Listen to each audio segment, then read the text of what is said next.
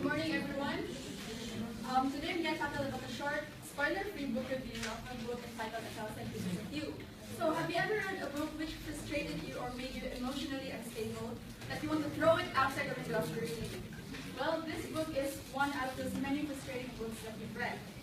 A Thousand Pieces of You is a book written by Cuaton. As you can see, the cover is very beautiful, just like the story, which revolves around an 18-year-old daughter of two famous physicists who invented a technology which allows travel to another dimension. So this technology is called the Firebird. As you can see, the Firebird is worn around the necklace as a locket or by a person. It's worn around the necklace by a character in the book. When you activate the Firebird, you need to encode a data inside the locket in order to switch to another dimension.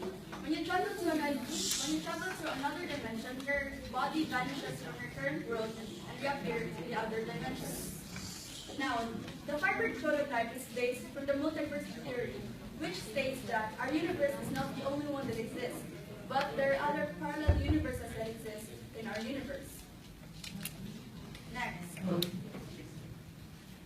The Firebird also has limits and rules. So according to the multiverse theory, which applies to the Firebird, when you travel to another dimension, you must retain your own characteristics. So in order to do that, you must press another data in your Firebird locket in order to retain your characteristics, in order for you to know who you were, in order to not confuse your other person with the other person in the other dimension. So next, when a Firebird malfunctions, when it is scared off from your neck or it's broken down to pieces. When it is malfunction, your soul inside the Firebird scatters around the dimension. You will not know who you were, and you will be confused of who you really are. You will lose your objectivity, or your goal.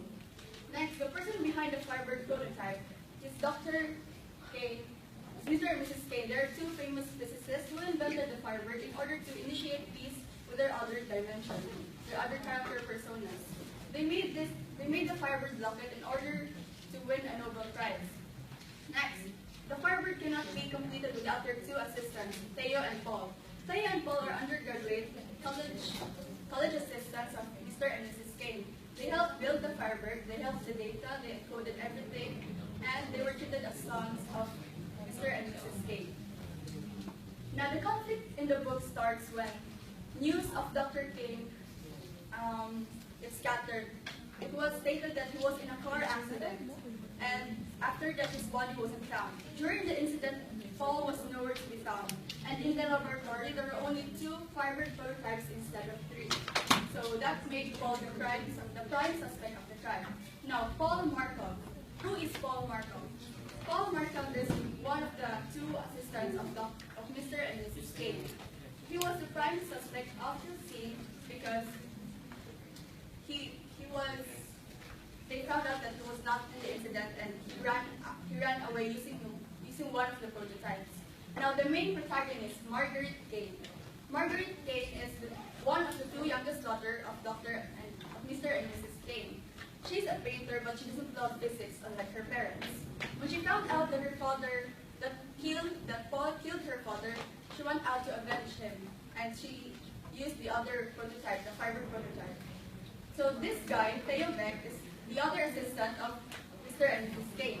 He helped Margaret to travel to another dimension using one of the 2 prototypes. So the 2 remaining prototypes were used by him and Margaret to travel to different dimensions in order to sought after Paul. And so after that, in dimension number 1, futuristic London. So in this dimension, Margaret and Theo did not find Paul because they had low chances of finding him. They didn't know where Paul was, and when they looked for the technologies in this dimension, they cannot contact Paul. So they moved to another dimension, which is in Russia. So in this dimension, Margaret and Theo lived in Russia, and this was very opposite in futuristic London, for this was vintage and Victorian. And in this dimension, they found that Paul was there, but his Firebird was splintered, was broken down, so they have no access of finding him. So in dimension number 3, San Francisco, they found Paul here. So they sought after him. They have the motive to kill him already, but unfortunately, Paul moved to another dimension before they can catch him. So when they moved to another dimension, which was the very last one, was in dimension number 4, the Coral Sea. In this dimension, Margaret, Thea, and Paul lived under the sea. There was a dome underneath the sea, and it was very unexpected. So in this dimension, they found out that Paul wasn't the only one who killed her father. There were other antagonists who killed her father. So Thea and Margaret, they tried to investigate things out, but they kept Paul in a basement and tried to negotiate with him or question him. And after that, they knew who was behind the killing of her father, which was the Triad Company. The Triad Company is the other rival of Mr. and Mrs. K. They want to rebuild the Firebird Locket because they didn't want Mr. and Mrs. K to build it and make money. They want it instead. They want to be the rich one. They want to be able to win the Nobel Prize instead of her parents. So the person behind the Triad Company is Cuaton. As you can see, he's a young professional. He is the CEO of Triad Company.